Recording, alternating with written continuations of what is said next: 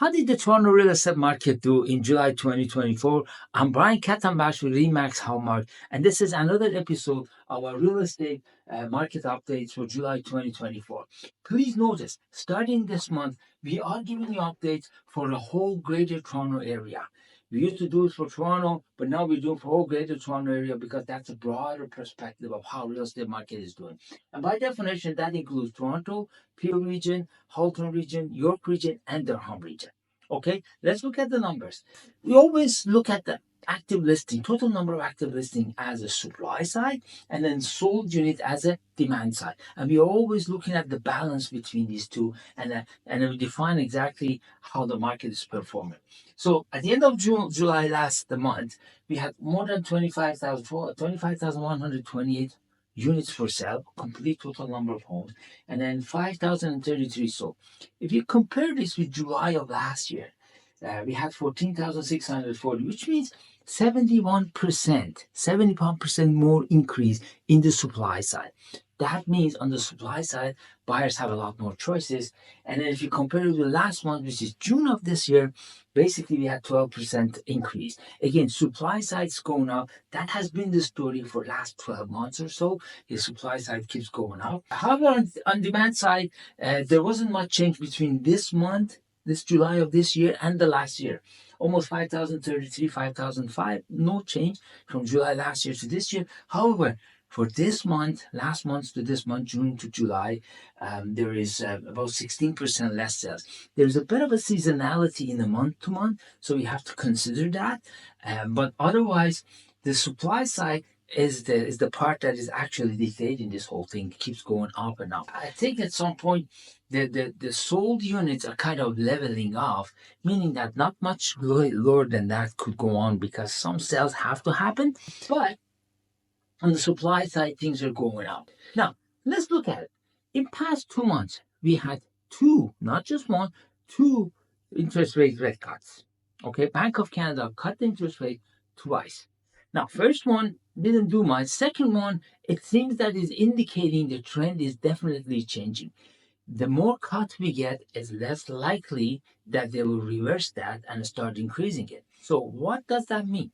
For a buyer, if you don't have a home to sell, for a buyer, that truly means that the worst should be behind us. There is that was the worst we had, and what we are seeing is the remnants of that, which is not going to be that long. So the worst is behind us. The prices are going to start going up. It really depends on how fast Bank of Canada will cut the rates. Assuming that they're going steady slow, this is going to pick up somewhere early next year or somewhere middle of the next year. So, but here's the thing. Right now, as a buyer, you have a lot of inventory in the market. You have a lot of selections.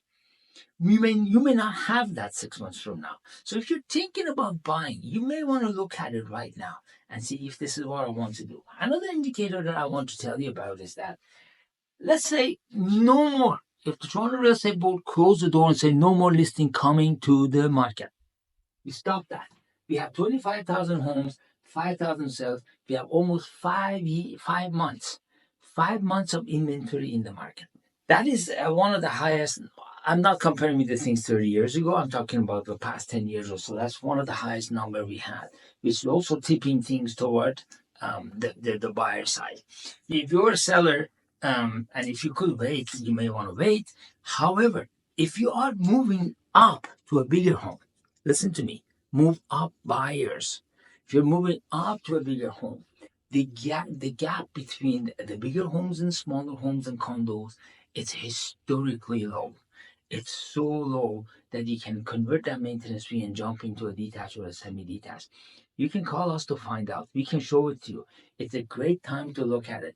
Yes, you sell low now, but you also buy a lot lower than you could. So you're going to save a lot of money. Interest rates will go down. The gap, $200,000 saving is permanent in your pocket. So if you were thinking of moving up to a bigger home, you should start looking at it right now because your version of yourself 3 years from now is going to thank you. There's a lot more room for those homes to go up than the current small ones that you have. And if you're an empty nester, you were thinking of, well, you know what? I want to move out somewhere smaller or out of town. Maybe you should look into a pre-construction stuff. The pre-construction market, it's a bit stretched. Builders giving you a lot of incentives, including buying back your mortgage payments, free this, free upgrades. There are a lot. Every one of them is different. So you may want to look into something that you buy a few months down the road or a few years down the road.